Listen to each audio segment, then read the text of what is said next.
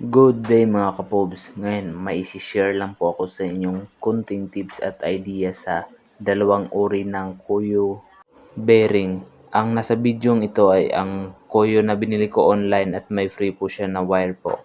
Sa online mobile app ko po ito nabili. Ito po siya mga kapobs. Yung bearing na to. Itong bearing na nabili ko ay open lang siya. Wala siyang sealed sa gilid. Pero depende pa rin sa atin mga kapobs kung paano tayo mamili through online ng mga seller o yung mga store sa online na legit talaga.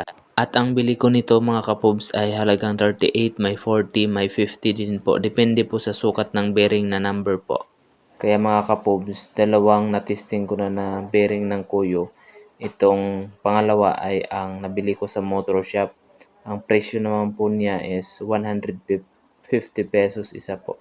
Dati ang presyohan niya mga kapobs nasa 100 to 120. Ngayon nagtaas na siya sa mga motor shop, no.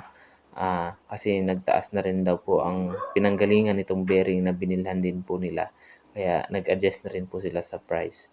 So, ito yung nabili ko.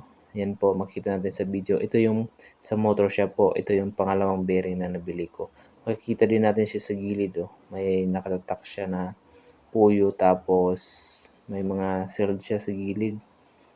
Yan, 2R GSR yung mga nakalagay tapos yung mga number niya, silyadong-silyado siya. Pag nabuksan mo yun mga kapobs, ganitong klaseng bearing ang maganda mga kapobs, yung may sealed siya sa gitna. Kasi na-experience ko na po ito ng 9 months to 1 year po na gamit ko. Mapara road, off-road, maraming hams, mga biyaheng malayuan at madaming biyahe pang araw-araw. Subok ko na to ganitong klaseng bearing mga kapobs. At yung unang bearing na sinabi ko sa online mga kapobs ay susubukan din natin kung hanggang saan siya magtatagal o ilang taon. At i-upload ko dito sa aking YouTube channel mga kapobs. At yun lamang ang aking mai-share sa inyo mga kapobs. Sana ay makatulong sa inyo. At don't forget to subscribe my Pobre Moto channel. Ride safe always mga kapobs. Salamat kayo.